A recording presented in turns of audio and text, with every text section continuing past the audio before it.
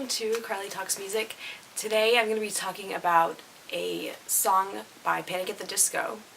It's a song that's off of their newest album, but it's a bonus track. It's called Oh Glory. I found the track, it was being sold with the deluxe version on iTunes. I don't know if it's still being sold there, but if you want to get it there, you can probably get it there. If not, then I don't know. You can find it, I bet. For those of you that haven't watched these videos before, what I do is I pick a song for the week and I talk about musical elements, lyrics, general emotions you may feel in the song, whatever, my opinions about certain things, and I post a link to the song in the little info box on YouTube below the video. And you can either listen to the song before you hear my comments or after you hear my comments, depending on, what you want to do. First, I want to talk about some of the lyrics in this song because, to me, this song has a lot of really neat lines. To me, Panic at the Disco has always been one for lyrics that are very cryptic. And, I mean, okay, I know most of you probably know Panic at the Disco as the, shut the goddamn door band, the dude in, top hat in a church. And yeah, they're that band, but that was also a really long time ago, and they're different now. But it doesn't mean that the lyrics to their songs haven't gotten any more cryptic. But what I do really like about this song is that some of it isn't cryptic, most of it doesn't seem very cryptic, and it's the way that they use a lot of these. I wish I was better at English because I don't know the right terms. I want to say metaphor for everything, and that's not what it is. Anyway, the lyrics in this song are very interesting. Even the first line of the song is probably my favorite of the entire song, actually. It says, "I can only hope it's true enough that every little thing I do for love redeems me from the moments I deem worthy of the worst things that I've done. It saves me from myself at times of envy when I'm missing everyone." That's actually just the whole first verse, and what I like about that first line, kind of like the first half of that verse, where it says, "I can only hope it's true enough that every little thing I do for love," blah, blah, blah, blah. I feel like that's very relatable because, at least for me, I feel like when I am wanting to be in a relationship or I am in a relationship, I put so much into it and want to make the other person happy so badly, and then, maybe when I'm not in a relationship or other aspects of my life that I'm maybe lazier about or not as good about, then hopefully all of the bad things that I've done can be outweighed by the good that you do for the people you love. That's what I get out of it, and that's how I think about it. Again, I feel like the lyrics of this song are very powerful and can really hit you hard if you listen closely to them. One of the good lines, especially I feel like for maybe around 20-year-old, I'm 22, and we're starting, and being 22 is kind of like the world is your oyster type of thing, because you are going to be in the real world and all that jazz, finishing school if you're doing that and stuff like that. And one line says, "Everything I promised everyone I'd be, I just ain't." Okay, I don't like the word ain't, but whatever. I feel like that's a very powerful line for someone in their late teens, early 20s, because that's more or less when you decide what you're going to do for the rest of your life, and that maybe what you thought you wanted to do when you were younger isn't what you want to do now that you're older. Even if it was 3 years ago that you knew what you wanted to do, and now you're like, I don't know. So everything I promised everyone I'd be, I just ain't. Yeah. There isn't a lot of rest in this song in terms of vocals.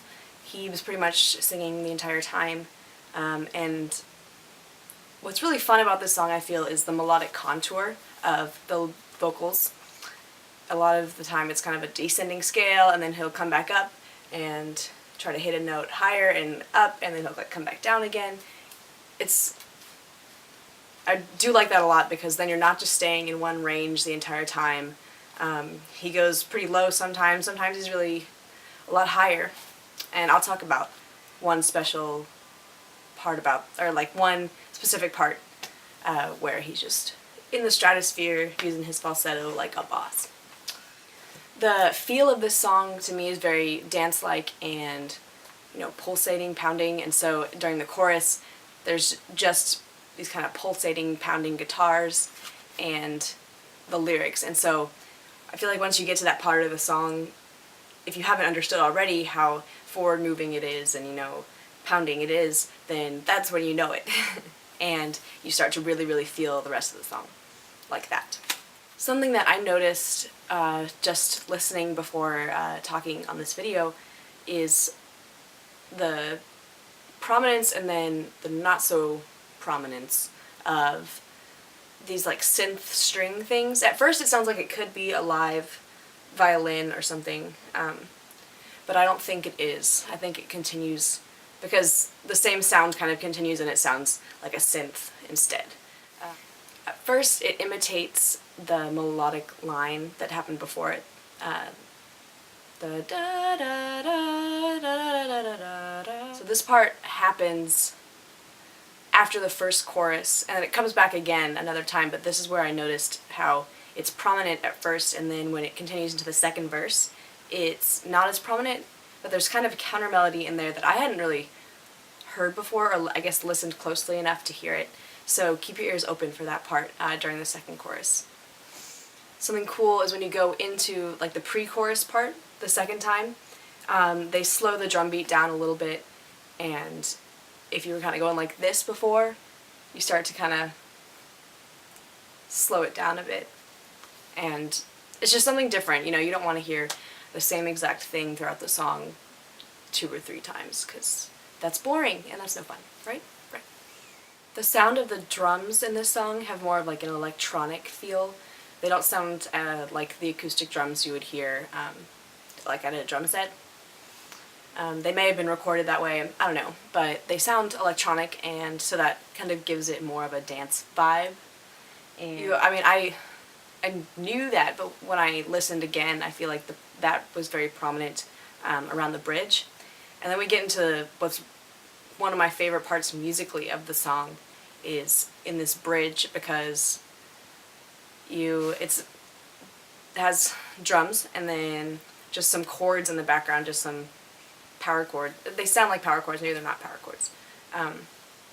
And then the vocalist, and what he's done is he's singing the melodic line at the normal octave, and then he harmonizes with himself an octave higher and an octave lower, and then with some harmonies in between. It starts out with a thinner vocal texture the first time that he sings through that little melodic phrase, and then the second time it's a richer texture, and you hear, you know, really, really low singing, super high singing, what you're normally listening for, and then, you know, other harmonies in the rest of the texture. And it's, like I said, musically my favorite part of the song. Also at the very end, when they go back to the chorus, instead of doing the "Oh glory," like going down, he goes "Oh glory," he goes up, and Brendan Urie's vocal quality, also, sorry, that was not the right notes, but that was the idea, right? The idea. It seems to be becoming a theme, like I probably said in another video about singers in these songs being characteristically their own, but I mean, even people that don't know Panic at the Disco very well, if they hear Brendan Urie singing somewhere else, they're like, oh, is that the guy from Panic at the Disco? Yeah, it is. So, he has it's very clear. He doesn't vibrato very often, but sometimes that leads to more of a powerful thing, because especially if he can, oh my gosh, I can't speak. Especially because he can keep it in tune, you know? He has the diaphragm strength to be able to keep it on a straight note the whole time without vibrato, which is also a feat within itself, too. Don't forget that you can check out my website at carlytalksmusic.com. I'm also on Twitter at carlytalksmusic. Thanks again for watching.